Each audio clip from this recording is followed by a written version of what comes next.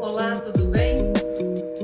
Na série Perguntas e Respostas, vamos responder a Lívia, que quis saber sobre hipnose de regressão de vidas a vidas passadas.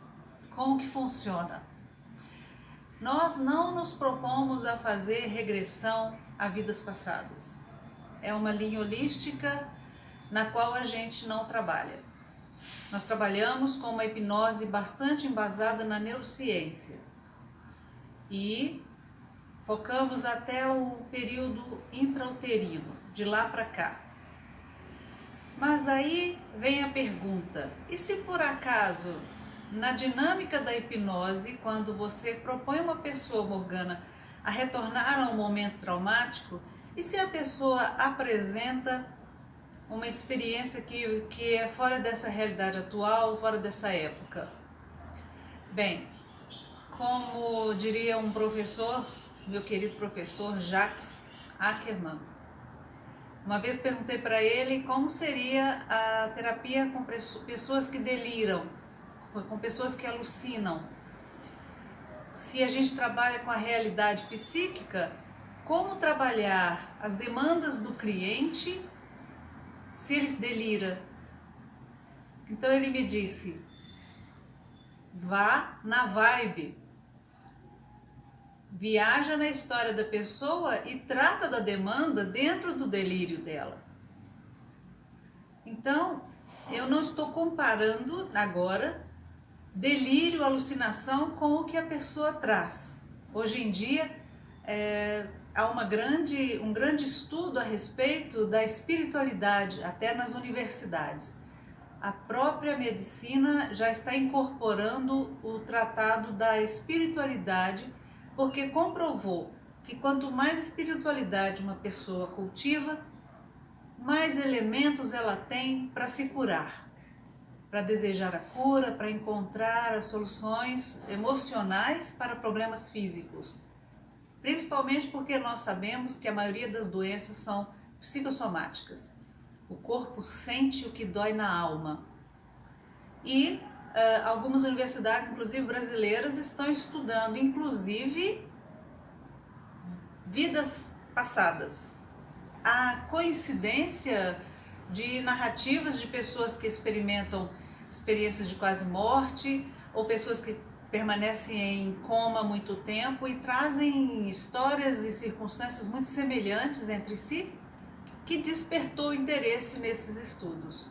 Existe também uma universidade no norte do Brasil que está estudando telepatia, clarividência viajoura. Então nós não vamos aqui afirmar com arrogância que essas coisas não existam. Entretanto, eu posso relatar uma experiência de uma cliente que, quando a levei ao momento do trauma maior, que resultava numa sensação de muita insegurança e vulnerabilidade na vida, muita angústia e principalmente uma preocupação excessiva com determinada pessoa da família, ela retornou a um período de uma época e um lugar que não pertenciam a esse tempo. Então, quando eu vi que a coisa estava diferente, eu simplesmente deixei que ela fluísse e, na dinâmica dos acontecimentos narrados, pude observar que existia suficientes motivos para que justificassem aqueles traumas, aquelas reverberações daqueles traumas relatados na história. E no processo de identificação das raízes desse trauma, nós pudemos observar uma forte ligação que ela tinha com o pai, que era muito interessante, que possivelmente, devido àquela ligação tão forte, quase maternal, explicou por que ela era tão presa ao pai e toda a dinâmica da vida do pai.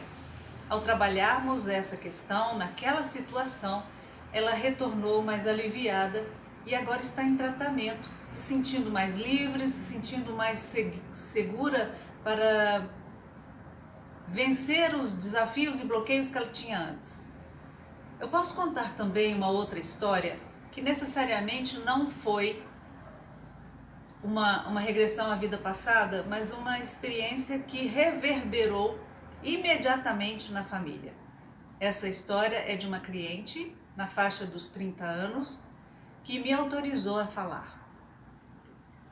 Ela queixa que durante toda a infância o pai era um homem muito trabalhador, precisava ter jornada dupla para dar conta das despesas da casa e ela via muito pouco esse pai. Principalmente na fase dos 4, 5 anos em que havia uma ligação muito forte entre eles, a fase do complexo de Édipo, por exemplo. Então ela guardava uma mágoa grande do pai, ressentida pela ausência dele. Então nós fizemos um trabalho de hipnose em que a levamos a essa fase da infância, em que ela pôde experimentar aquilo que na vida real não foi possível. Na hipnose, nós produzimos uma cena de diversão, de alegria com o pai, de compartilhamento de emoções, de diversão, que aliviou as tensões que ela carregava. Quando a gente fala da neurociência ligada à hipnose ericksoniana, nada mais é que, ao encontrarmos uma situação traumática, encontramos um código bioquímico relacionado aos hormônios do estresse. Quando nós trabalhamos a modificação da cena, como se fosse um script de teatro, de cinema, em que nós introduzimos elementos, acrescentamos soluções, nós alteramos a bioquímica cerebral. Mudamos o hormônio do estresse para o hormônio do bem-estar e do prazer. O cérebro é como se tivesse sido enganado. E ele, naquele momento em que há a descarga de hormônios do prazer, ele descarrega as tensões e alivia a demanda que aquele trauma, que aquele sofrimento reincidente causava na pessoa. É uma coisa muito fantástica, muito legal. E alguém pode dizer, mas se é uma coisa inventada, criada na cena hipnótica, como é que funciona? Justamente porque os nossos sofrimentos estão relacionados à nossa realidade psíquica.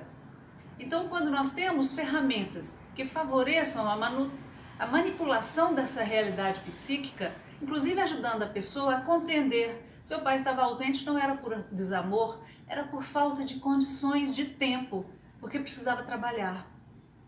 Então ela percebe que existia sim um movimento de amor desse pai, que ele dava o amor provendo as necessidades da família. Então a gente trabalhou isso, foi uma experiência numa segunda-feira de manhã. No dia seguinte, pela manhã, o pai, que morava em outra cidade, ligou para ela e disse: filha, tive um sonho muito estranho com nós dois. Sonhei que nós estávamos brincando muito, nos divertindo demais, tremendamente. Você precisa vir aqui para a gente brincar um pouco, porque eu não quero ter essa consciência pesada. Eu me lembrei que nunca brinquei com você daquela maneira.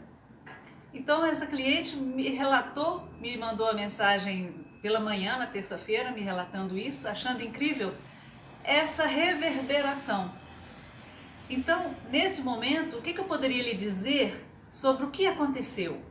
São esses mistérios que a ciência ainda não explica.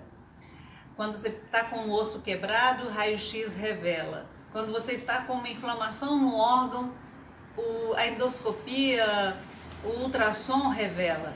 Mas essas experiências de alma, de pensamento, de emoção, nós ainda estamos aprendendo com elas, né?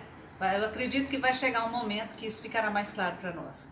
Então, nós não contradizemos nada, nós não bloqueamos e nem impedimos as manifestações e trabalhamos com o que está ali, na nossa mão. É preciso ter sensibilidade, boa vontade, carinho e muito respeito. Espero ter respondido, se não, volte a perguntar, a gente pode